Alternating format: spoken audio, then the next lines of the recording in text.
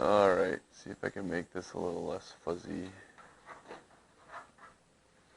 There we go. Okay, so the power rule. So with each one of these rules that we're going to talk about, your goal is not to find a derivative at a point, but to find a derivative function. You guys remember when we talked about derivative functions? Basically what that means is that you're going to have some new function that if you want a derivative at any given point, you need only plug the number in and you can have it. You don't have to keep doing the limit stuff. So what this means is, with these rules that we have for calculating these derivative functions, all of that limit as h goes to 0, limit as x goes to 0, we're going to put that behind us. And now when we do derivatives, we're going to use these rules instead and get a derivative function and plug numbers into the derivative function and do it that way instead. Now the limit stuff is important. That helps you to see what exactly you're doing when you're calculating a derivative. Those of you that will be taking the AP exam, they have questions about that on the AP exam. My exam, I come back to that a little bit too. So that's important stuff to know. But really, when you're getting down to it, when you're using derivatives, when you have some kind of a application of a derivative that you need to use, you're going to be doing this stuff instead. You need to just get through the derivative step to get on to whatever else you're doing. And you don't want to get bogged down with all that limit as h goes to 0, blah, blah, blah. So you can think of them as like tricks or shortcuts or whatever, but it gets us there a lot faster. So the power rule, this one is probably going to be your most useful rule that you'll have with this stuff. And it basically looks like this.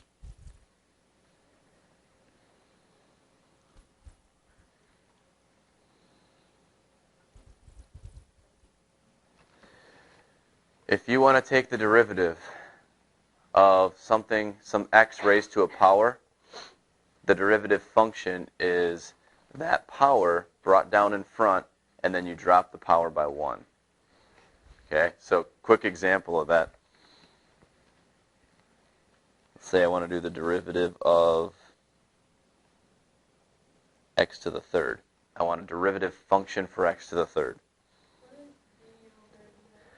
That's another notation for derivative. I'm going to float back between the Newton notation, which is the f prime, which is the one you're used to, and this is the Leibniz notation where he has the d over dx.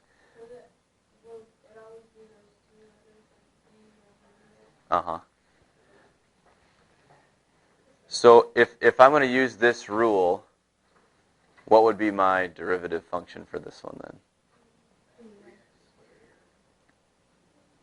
Boom, done. 3x squared is the derivative of that. Yep. And you can do as many terms in a polynomial that way as you want. So how about this time I'll do it with the Newton notation. So f of x, let's say, is 2x squared minus 5x to the fourth. And I want to find f prime of x, that derivative function again. So if there's a coefficient in front, you simply multiply then, because you're bringing the power down, but you multiply with whatever's there, and then still drop the power down 1. So let's just start with the first term here. What is the derivative of 2x squared? 4x, yep. And then minus, what's the derivative of 5x to the fourth? Done. Yep. And yes, it is that easy. Okay. Now, you can apply this rule to some other stuff, too, that maybe you haven't thought about. Like, what if I want the derivative of the square root of x? Well, is the square root of x a power? I can make it one, absolutely. What is the square root of x as a power? It's x to the 1/2, right? So this would be doing the same thing as the derivative of x to the 1/2. Okay, so use that same rule this time then. So what am I going to get? 1/2 x to the what? Negative 1/2, yeah. Okay. Now, depending on, how anal I want to be with this stuff with you guys, I could make you take this negative 1/2 and turn that back into a square root. And it's a negative 1/2. So what does that mean?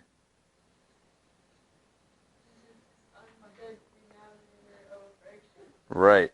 So this is actually 1 over 2 square root x. Y'all follow me there? The x has to be in the denominator with the 2, so 2 times. And it's a 1/2 power, so it's a square root. So 1 over 2 square root x would be the derivative of the square root of x. So that would be the final answer for that one then. Okay. So we're gonna play around with some of our power rules from the past. Let's try another one here.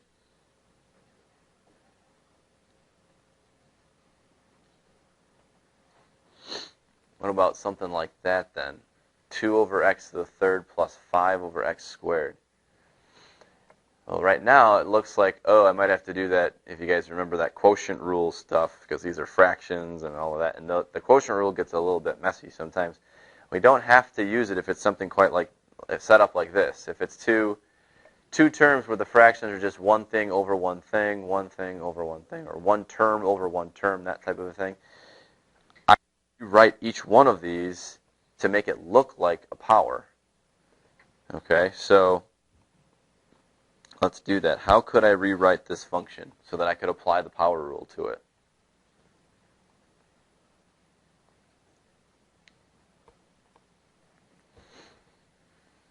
How can I change an exponent if it's in a denominator? Make it negative. So 2 over x to the third I could rewrite as what? Yeah, 2 times x to the negative third. And then the 5 over x squared plus 5x to the negative 2. And now it's kind of like the second example we did, right? Where I can just apply the power rule the same way. Just be careful, you've got negatives. And if you're going to drop the power down 1, those powers are going to become more negative. So let's go through that real quick. So if I bring down the negative 3 with the 2, that's negative 6. What's my new exponent, though? Negative 4. Okay, negative 2 times 5 is negative 10. X to the negative third. Yep. And then, again, we'll probably ask you to turn these back into some fractions. So our answer for this one would be negative 6 fourth minus 10 over x to the third. That would be your derivative.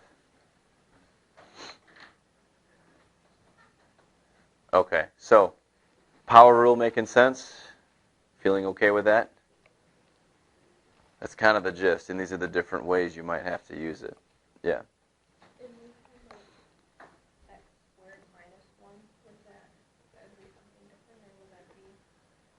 If you were doing the derivative of x squared minus 1? Oh, yeah, okay. Yeah. Let's look at that. That's a good idea. So if we had f of x equals x squared minus 1, the question is what to do with this minus 1 then. So think of it this way. Isn't minus 1 really just minus 1 x to the 0? Right? Because what's x to the 0? It's 1, right? So it really is the same thing. By putting that in there, that allows me to use the power rule for that term as well. Okay, so what's going to happen to this term over here then? If I apply that power rule, what's going to happen? It's just going to become 0. So f of x, or f prime of x, rather, is going to be 2x. And that's it. Okay? What you're going to find, and I don't know if you already discovered this looking at this stuff yesterday a little bit, but anytime you have a constant, whether it was minus 1 or plus 100 or minus 3 million, what's going to always happen? Going to be 0. And in fact, there is a rule in your textbook too, if you read through there. The very first rule they give you is derivative of a constant function. And it says the derivative of a constant function is always 0. And this is why. Because it's actually x to the 0 with that constant, and bringing down that 0 is going to make it turn to 0 every single time. So if you have a constant, it's really easy. It's always going to be 0. And think about graphs of constant functions. We've actually looked at this a little bit already, right? If you have a constant function, it's just straight like this. And what's the derivative of something horizontal like that?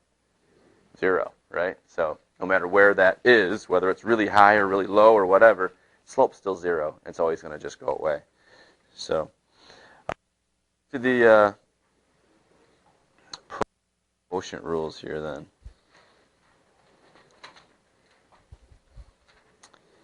These are going to be pretty useful as we continue down the road here. And product rule says the following. The derivative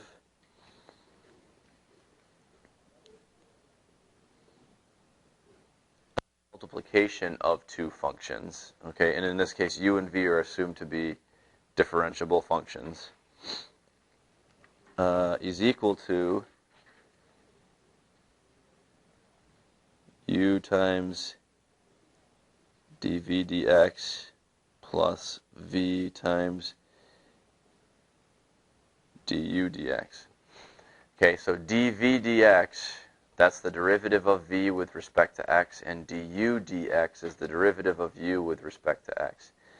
So if you want to do this, rewrite this in Newton's notation, it might be a little bit easier. So I'll write that down as well.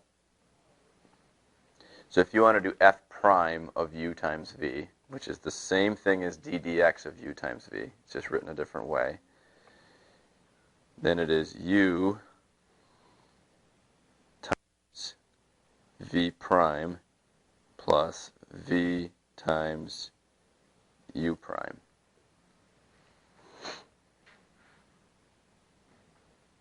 So whatever u was times the derivative of v plus whatever v was times the derivative of u. And no matter which way you slice it here, u and v are differentiable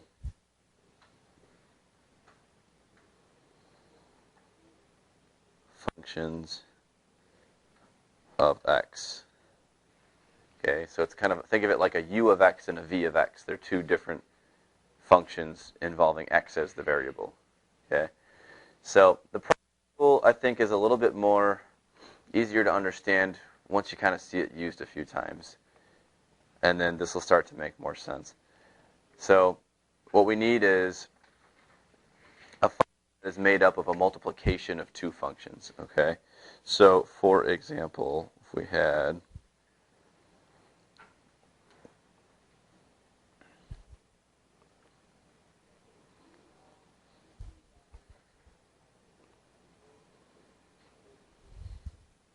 something like that. Now, do the derivative of this thing. Could I go ahead and just start multiplying everything together? Sure. Might be a little bit more work, though, at that point. But, yeah, you could. You could start distributing and multiplying and get a new polynomial and then do the power rule on that one. Once you've got that done, that's fine. Otherwise, we can use the product rule, though, too, to get us through it. So f prime of x. So to do this, we need to identify what piece do we want to be the u and what piece do we want to be the v. Okay? So let's make this the u and we'll make this the v. Okay? So if we follow the product rule, the first part is u times v prime, or u dv dx. Okay? So I'm going to leave u alone, not going to change anything. X squared plus 3x. Then the next piece is the derivative of v. But just for v, okay? So what is the derivative of v?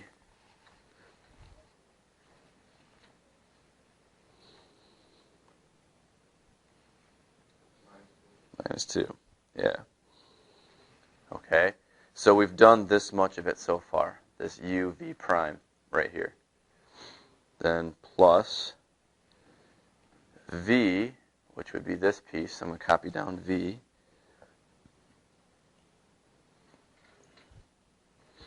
Times the derivative of u. Okay, so here's u. And what's the derivative of u? 2x plus 3.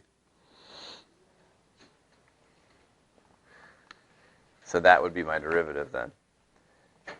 Now, could you multiply this all together and simplify it and combine like terms and all that business? Absolutely.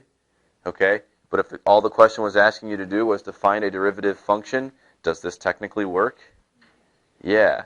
Unless it says simplify, and then, yeah, you got to simplify it. You could be done right here. That works. If I need a function to plug into that can be my derivative, I can use this one, and it's fine.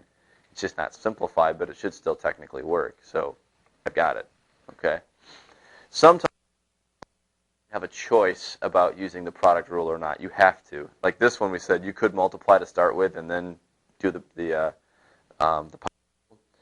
But you had something like, let's say g of x is equal to the square root of x plus 2x times 1 over x minus 3x. So something like that, okay, I guess I could multiply that together, but that's going to get really nasty, right, with the square root and the fraction. And then, so the product rule is going to be a much better choice at this point. So let's give that a try with this one and see if we can kind of do some of this product rule stuff in our heads to help us. So again, I would just get in the habit of kind of writing the little u and the v underneath the two pieces, what's what with that. So, okay, so u v prime. So I've got square root x plus 2x. Derivative of 1 over x. That's x to the negative first power, right?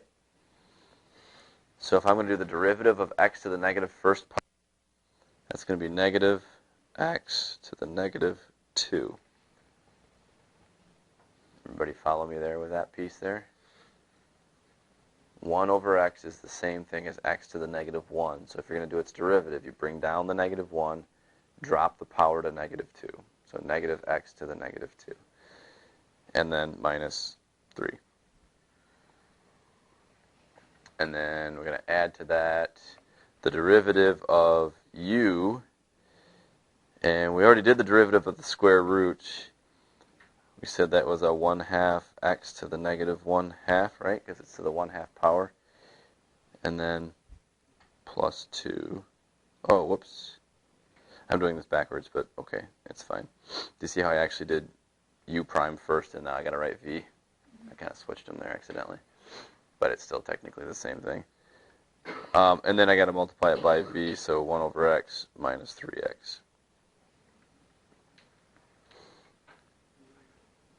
So that would be it. And you could, and like I said, you could simplify it if you wanted to. I guess, technically we could go through and say, okay, well, let's make this square root x plus 2x. This would be negative 1 over x squared. And then this one we could write as 1 over 2 square root x.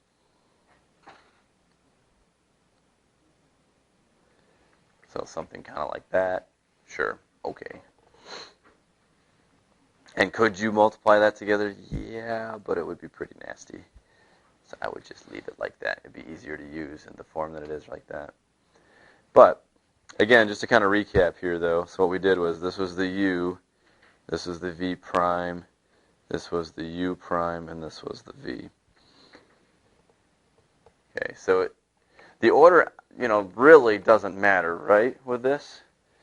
Because as long as these two, the derivative of one and the other, get multiplied together, and then the opposite combination of that gets multiplied together, plus sign in the middle, order doesn't matter with any of this stuff, okay?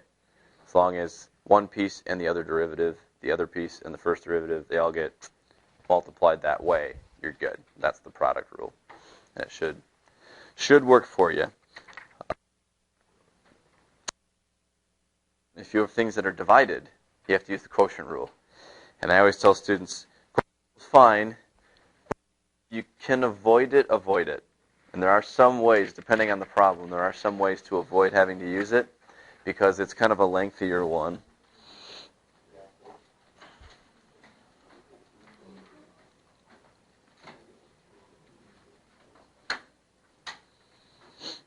All right, so the quotient rule says the following. So if you want to do the derivative of u divided by v, then it's equal to v times du dx minus u times dv dx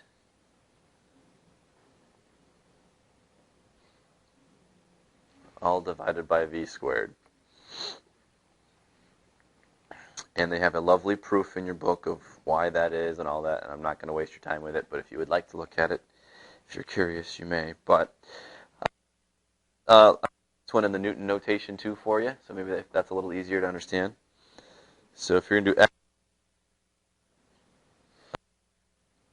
u divided by v, then you're going to get v times u prime minus u times v prime over v squared. And again, we're assuming both u and v are differentiable functions of x.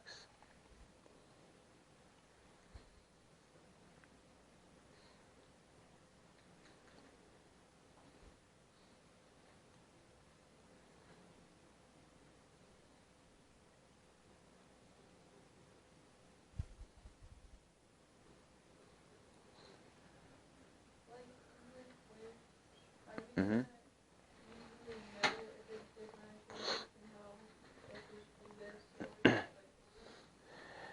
Yeah, so the only issue you would come around with this is like all those things that we talked about in section 3.2, if there's a corner or a cusp or that sort of thing.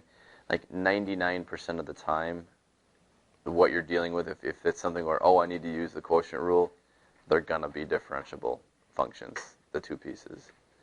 So usually those two ideas are kept separate. I got to say this just to kind of cover my butt a little bit. Like, technically they need to be differentiable, but you're very rarely going to run into a case where they're not. So, yeah. But give this guy a try. Let's say we've got f of x equals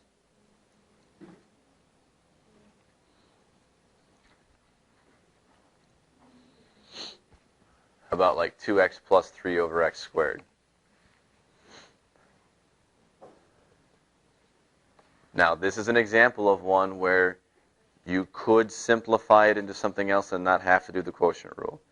So we're going to do it both ways. I'll do the quotient rule with this and show you how it works out, and then show you how we could have taken this thing and manipulated it so that we didn't need to do it. And then the next example will be one that we have to use the quotient rule, though. So, okay. Well, again, identify what's the u, what's the v. So this is your u, and then that's your v. Okay? So to do the derivative, the formula goes v times u prime. So v x squared times u prime. What's the derivative of 2x plus 3?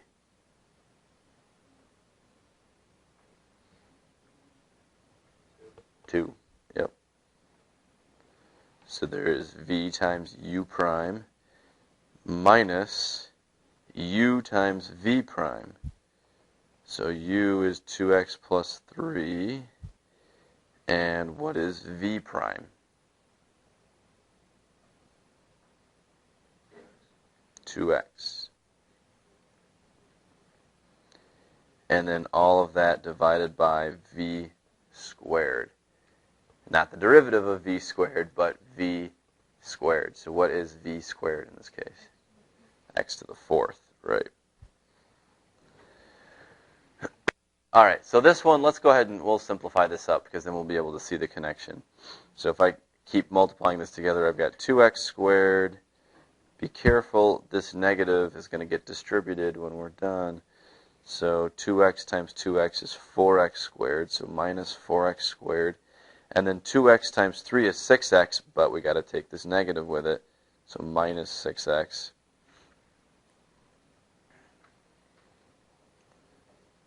Divided by x to the fourth. So if we do a little like term work here, we've got negative 2x squared minus 6x divided by x to the fourth. Anybody see something else we can do to simplify that up just a little bit more? Cancel an x, yeah.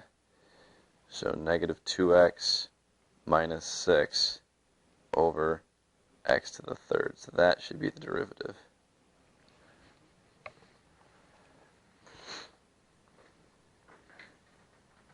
So, like I said, we could have done this without the quotient rule. So if we go back to our original function here, 2x plus 3 over x squared, one term in a denominator like that, I can distribute it to either part. So what I could have done to start with is said, okay, well, let's do f of x is 2x over x squared plus 3 over x squared. Start by breaking that apart. And so then this first fraction is going to become 2 over x, and that second fraction is still 3 over x squared. We talked about writing these things. So this is 2x to the negative 1 plus 3x to the negative 2. And now we're free to use the power rule on it and just do it that way and finish it up. Okay, so thinking about that as our function actually now. Bring down the negative 1, negative 2x, bring down the power. So now that's negative 2. Bring down the negative 2, so negative 6. Bring that power and be negative 3. Okay, so I just brought them down and multiplied the power. And then simplify. We'd have negative 2 over x squared minus 6 over x to the third.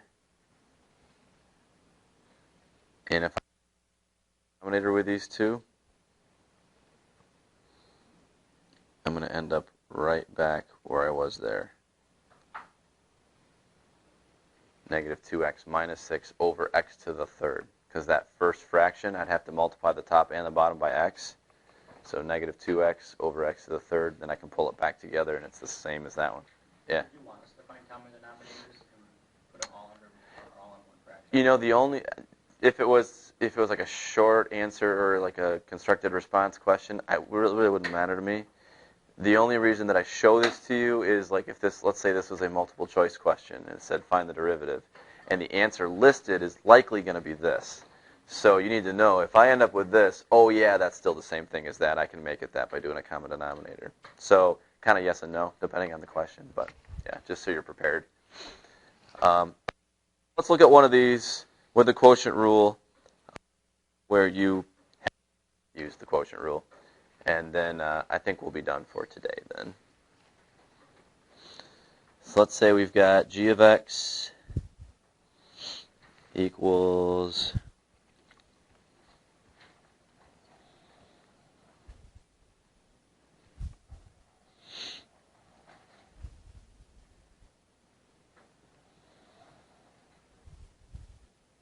do something like that. So square root of x minus 3x equals 5x. See if we can apply this thing. Now, this one, notice how there's no factor that you can get out of the top and the bottom of this that's going to cancel so that you can simplify it that way. The denominator is not just one term, so you can't distribute it up to the numerator. you're stuck. You have to use the quotient rule for this one. So to start that process then, again, identify the u and the v. The top is always the u, and the bottom is always going to be the v. And so, all right, so we're going to have a v x squared plus 5x times u prime. Okay, so square root of x, we've talked about, it's going to be 1 over 2 square root x. Okay, but you're welcome to just turn the 1/2 power and do it that way again, but you will end up back to here again. So that minus 3, because it's 3x. And then it's always a subtraction. And then we got u times v prime. So u times v prime would be 2x plus 5.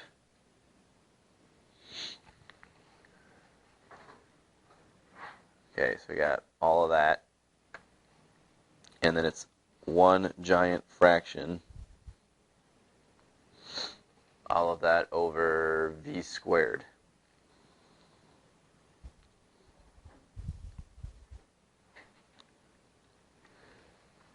So there's your derivative.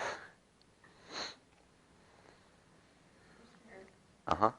If you wanted to simplify it down more, could you cancel one of the x's plus 5 and then just have 1 over 2 for x minus 3 at the top of it? Mm-hmm. Have 1 x squared plus 5 on the bottom? Yes and no. Yes, with the fraction that would be created by these two terms and this. If you were choosing to break this into two fractions, bringing this over with this and bringing this over with this, then the fraction over here, yes, you could cancel those two because they do have a common factor, but you also have to distribute this under these two as well. So this fraction, nothing would cancel. This fraction over here, it would cancel exactly like you just said. So yeah, yes for this one, no for that one though. Okay. So yeah, and that's kind of you, like if you feel like that is simpler, you know, to have the two fractions like that versus one giant one like this. I would take either one as an answer. It's fine, but it's up to you. And like I was talking with Kurt though, I mean, there's certain instances where on a test we got multiple choice, so maybe this one would be a little more multiplied together or something as a multiple choice answer. So if you do a derivative and you don't immediately see the answer there somewhere, then I would try multiplying, simplifying, whatever, putting things together to see, can I get it to be one of the answers that's on there? Okay. So, you guys have any other questions about using the rules? Does this make a little more sense with the videos and things that you saw yesterday with all of this? I'm hoping so. So, okay, you guys have a little bit of time right now and then tonight to complete the homework assignment. And then anything else that you didn't already complete with like the, I think is there a self-assessment on this one too? Or is it just the video stuff? It's just an assignment. Okay, all right.